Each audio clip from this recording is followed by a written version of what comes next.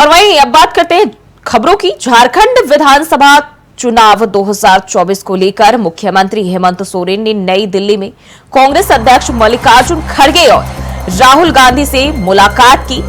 इस मुलाकात में सीट शेयरिंग और चुनावी तैयारियों पर चर्चा हुई। हेमंत सोरेन ने इंडिया गठबंधन के साथ चुनाव लड़ने का फैसला लिया और इसमें कांग्रेस, आरजेडी और वाम दलों के साथ मिलकर चुनाव लड़ने की बात कही। इंडिया गठबंधन के बीच सीट बंटवारे पर निर्णय लिया जाएगा। वहीं 14 अक्टूबर को जेएमएम ने बैठक भी बुलाई है। सूत्रों के मुताबिक जेएमएम ने कहा है कि मुख्यमंत्री चेहरे की बात ना करें, लेकिन यह बात तो तय है कि इंडिया गठबंधन में हेमंत सोरेन के नेतृत्व पर विधानसभा चुनाव लड़ा जाएगा। तो मल्लिकार्जुन खड़गे और राहुल गांधी से मुलाकात हुई है सीएम हेमंत की। हालांकि हम अगर बात करें तो हाल ही में कांग्रेस ने संवाद कार्यक्रम में प्रदेश प्रभारी गुलाम अहमद मीर ने साफ तरीके से कहा कि झारखंड में सीएम चेहरा बदल सकता है और इस बयान के बाद झारखंड मुक्ति मोर्चा ने कांग्रेस को चेतावनी भी दी और कहा कि अगर श्रेष्ठ नेतृत्व पर भरोसा नहीं है तो 81 सीटों पर झारखंड मुक्ति मोर्चा चुनाव लड़ने को तैयार है। तो झारखंड की सियासत से जुड़ी अहम जानकारी सामने आ रही है और सीट शेयरिंग और चुनावी तैयारियों पर चर्चा की गई है। मल्लिकार्जुन खड़गे, राहुल गांधी से सीएम हेमंत ने मुलाकात की है। तो इंडिया गठबंधन के बीच रार तकरार अलग अलग राज्यों में लगातार अभी भी जारी है। हालांकि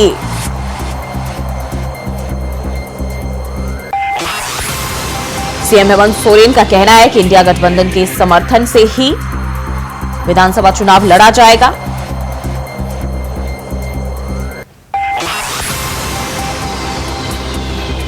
और दिल्ली में राहुल गांधी और मल्लिकार्जुन खड़गे से मुलाकात भी सीएम हेमंत सोरेन की हुई है, जहां सीट शेयरिंग और चुनावी तैयारियों पर चर्चा की गई।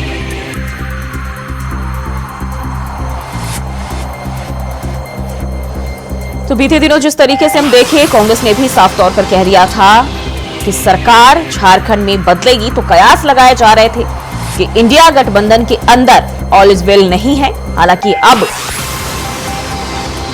सीएम हेमंत ने कांग्रेस अध्यक्ष मल्लिकार्जुन खड़गे और कांग्रेस नेता राहुल गांधी से मुलाकात की है।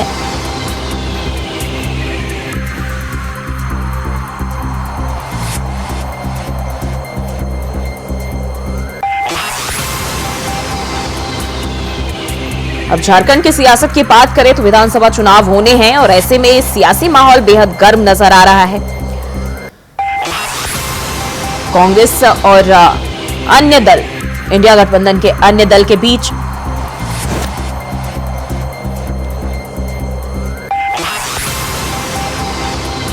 माजरा जरूर इधर उधर हो जाता है। हालांकि अब जो है ये साफ हो गया है कि एक बार फिर जिस तरीके से हेमंत सोरेन ने मुलाकात की है और सीट शेयरिंग, चुनावी तैयारियों पर चर्चा हुई, तो ये भी जानकारी सामने आई कि इंडिया गठबंधन के साथ ही चुनाव लड़ने का फैसला सीएम हेमंत सोरेन ने लिया।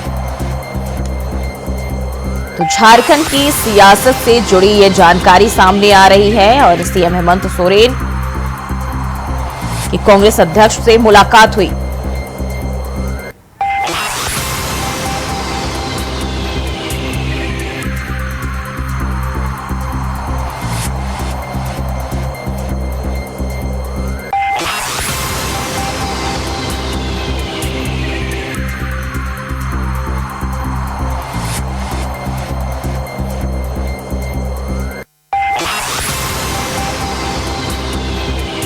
तो ये जानकारी झारखंड की सियासत से जुड़ी हुई सामने आ रही है और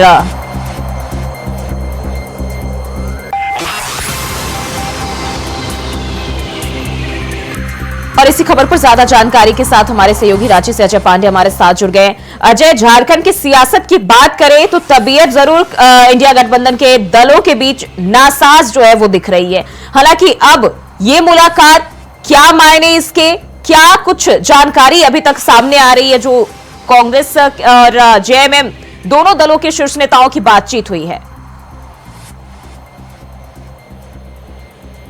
अब जो सीट शेयरिंग के लेकर के जो चर्चा झारखंड में की जा रही थी और इसे लेकर के मुख्यमंत्री की व्यवस्था के कारण जो है झारखंड उनके जो भी घटक दल हैं उनके साथ बैठक नहीं हो पाई।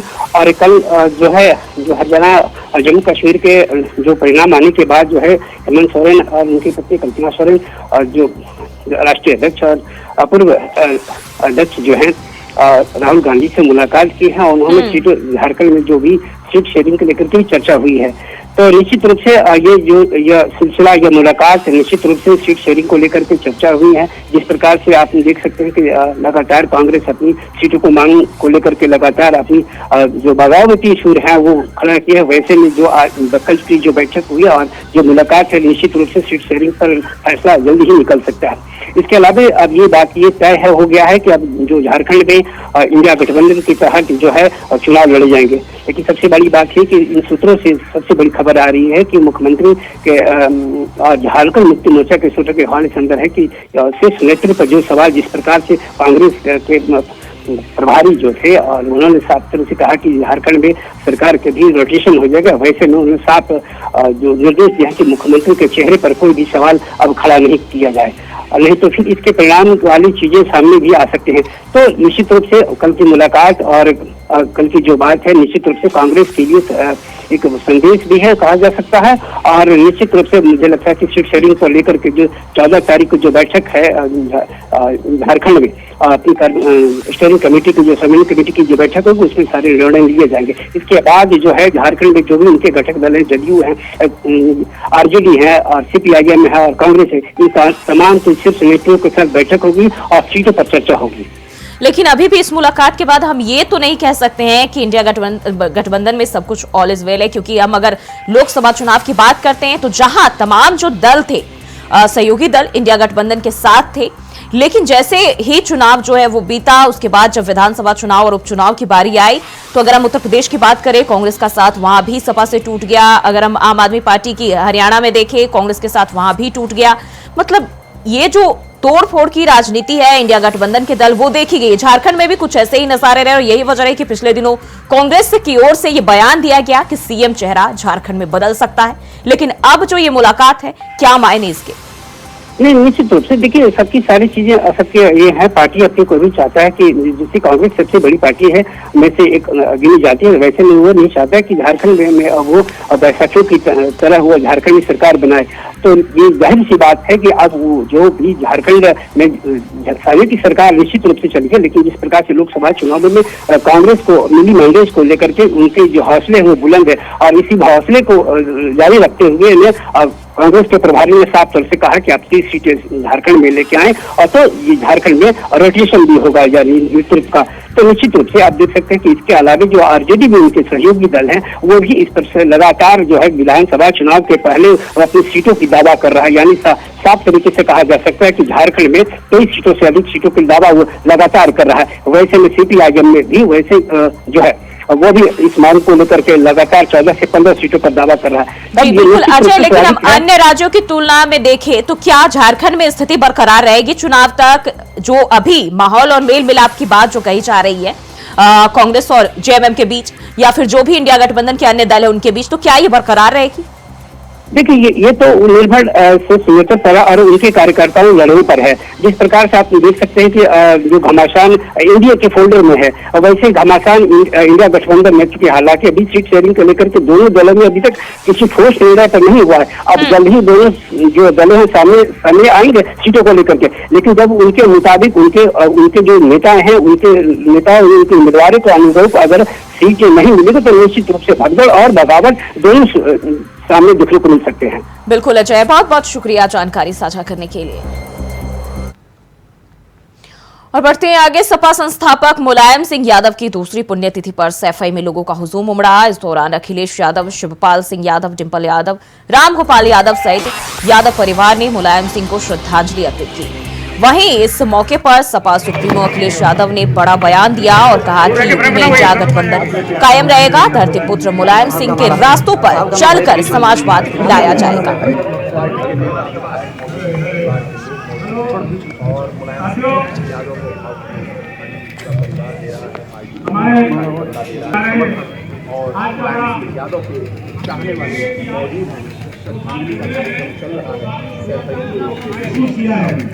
यहाँ से सरकार आप लोग शांति रहिए और जो नगाड़ा वाला बंद करके नगाड़ा हमारे सैनिक आ गए। तो ये तस्वीरें पुष्प अर्पित करने के दौरान साथ ही आप देख सकते हैं कि बड़ी संख्या में जो सपा के कार्यकर्ता हैं, नेता हैं, सभी मौजूद हैं और अखिलेश यादव प्रतिमा की तरफ बढ़ते हुए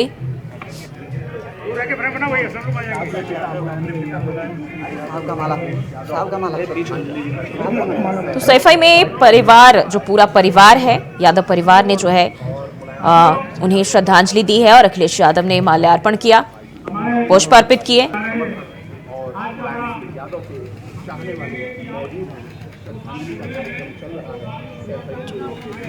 और इसी खबर पर ज्यादा जानकारी के साथ स्टेट कोऑर्डिनेटर यूपी अनिल पाठक हमारे साथ जुड़ गए हैं। अनिल जी, अब जिस तरीके से यहाँ समाजवादी पार्टी की ओर से कहे कि कार्यक्रम रखा गया श्रद्धांजलि देने के लिए और इस दौरान अखिलेश यादव ने एक बड़ा बयान दिया है। उन्होंने कहा कि यूपी में इंडिया गठबंधन जो है कायम रहेगा।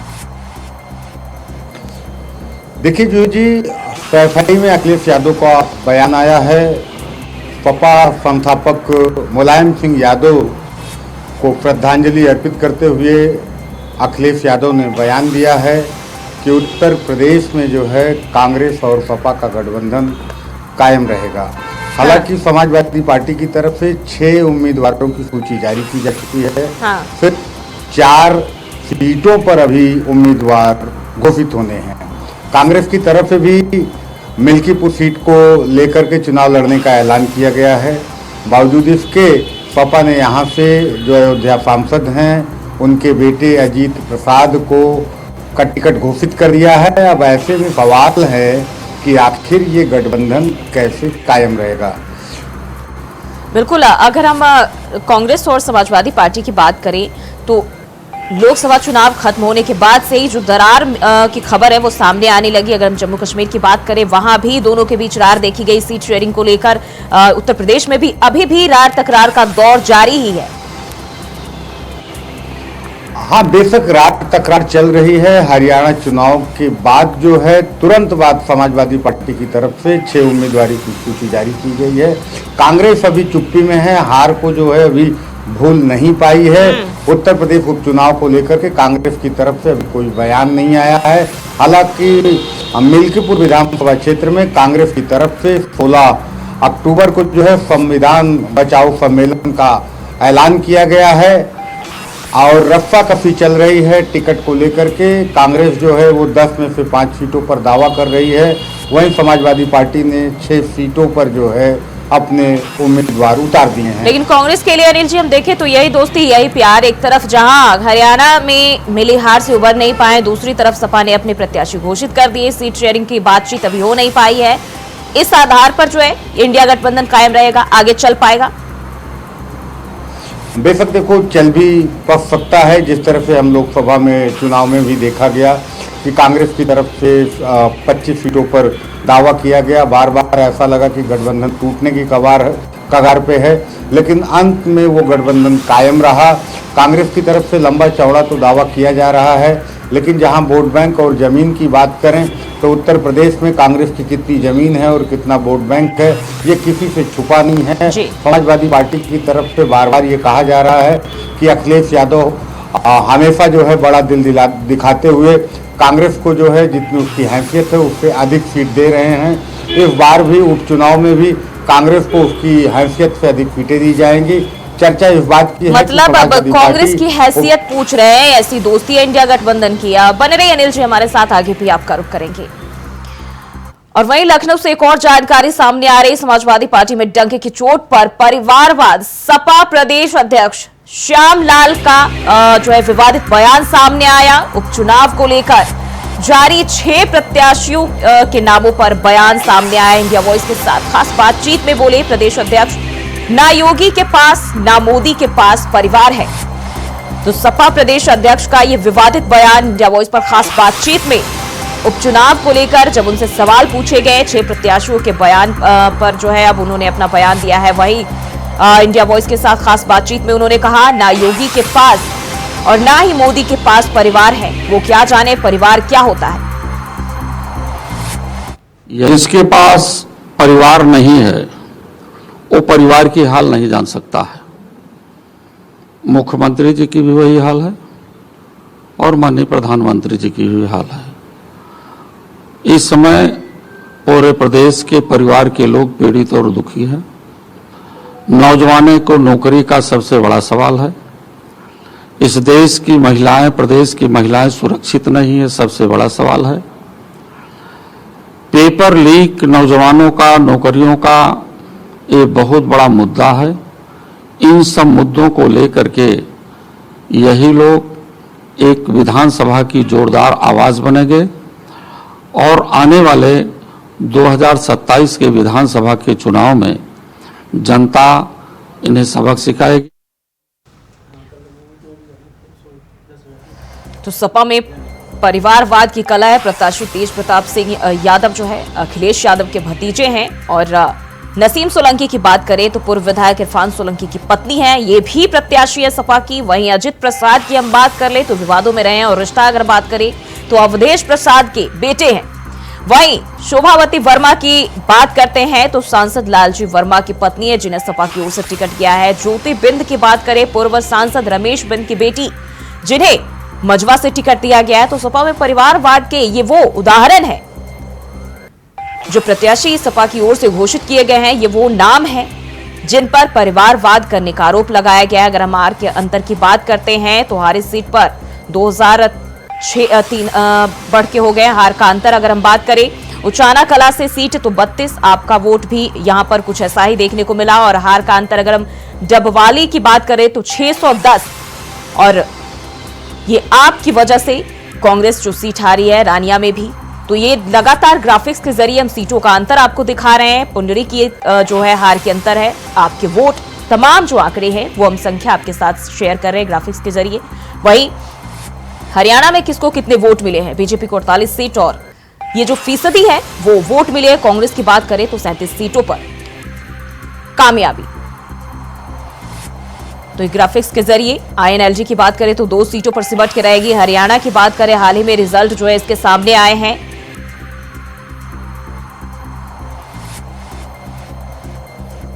वहीं बीएसपी की अगर हम बात करें तो 0 सीट, जो कि बीएसपी के लिए बड़ा झटका माना जा रहा है। आपकी बात करें, आप भी यहां 0 पर सिमट के रहेगी, खाता भी नहीं खुला।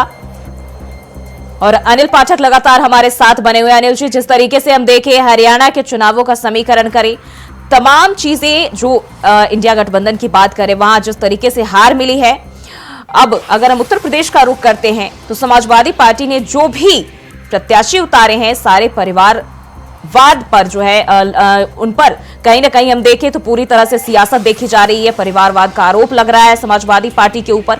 और उनके प्रदेश अध्यक्ष भी जो है अपने तरफ से ये बयान दे रहे हैं कि जिनके पास परिवार है ही नहीं वो परिवार की वैल्यू क्या जाने। देखिए, जो समाजवादी पार्टी के प्रदेश अध्यक्ष हैं श्यामलाल पाल, इनका जो बयान है वो एक तरह से सीधा है। पीडीए मतलब डंके की चोट पर परिवारवाद, ऊपर से विवादित बयान है। इन्होंने तंज कसा है प्रधानमंत्री नरेंद्र मोदी के ऊपर और मुख्यमंत्री योगी आदित्यनाथ के ऊपर। उन्होंने साफ कहा है अपने बयान में कि जिनका परिवार ही नहीं है तो वो परिवारवाद क्या जाने। लेकिन जिस तरह की परिभाषा पीडीए की समाजवादी पार्टी की तरफ से दी जा रही है वो भी परिवारवाद का एकदम चरम है। 6 सीटों पर जो सूची जारी की गई है उसमें 5 कैंडिडेट ऐसे हैं जो परिवारवाद के ही पोषक हैं। वो चाहे हम बात करें नसीम सोलंकी की, या फिर बात करें अजित प्रसाद की, या शोभावती वर्मा, या फिर ज्योति बिंद की। इनका सबका संबंध सियासी घरानों से रहा है और जो पारिवारिक पृष्ठभूमि है, जो विरासत है, उसी को बढ़ाते हुए समाजवादी पार्टी ने जो है इन पर भरोसा जताया है। वहीं विपक्षी इसको लेकर के अब तंज कस रहे हैं। अब विपक्षियों की तरफ से ये बात आ रही है, सोशल मीडिया पर भी ये ट्रेंड कर रहा है कि अंधा बाटे रेवड़ी घरे घराना खाए। तो एक तरफ से समाजवादी पार्टी के ऊपर तंज है कि रेवड़ी बांटनी है, समाजवादी पार्टी को विधायक बनाना है, तो किसी आम कार्यकर्ता को नहीं बना सकते, समाजवादी पार्टी के विचारधारा से जुड़े लोगों को नहीं बता सकते, बल्कि जो परिवार में जो समाजवादी पार्टी के नेता हैं उनके ही जो विरासत संभालने वाले लोग हैं उन्हीं को जो है टिकट दे करके लेकिन अभी जिस आगे तरीके बढ़ाने से का सपा काम कह किया जा रही रहा है कि जिसके पास परिवार नहीं है वो क्या जाने परिवार की कीमत, और हमने चुनावी दौर की अगर हम बात करें तो बहुत पहले से ये चल रहा है। मोदी के परिवार की ऊपर जो सवाल उठाए गए थे, तमाम देश की जनता है उनके साथ खड़ी नजर आई और मोदी का परिवार काफी ट्रेंड भी रहा है। तो अब अगर इस तरीके से जो वो दूसरी पार्टी आप बात करें तो सत्ताधारी पक्ष पर सवाल अगर उठा रहे तो कहीं ना कहीं अपने गिरबान में भी झांक कर देखना चाहिए। जिस तरीके से यहाँ परिवारवाद को लेकर ही प्रत्याशियों के नाम का ऐलान किया गया है। बहुत बहुत शुक्रिया आपका तमाम जानकारी के लिए। और फिलहाल के लिए बुलेटिन में बस इतना ही। खबरों के लिए बने रहिए इंडिया वॉइस के साथ।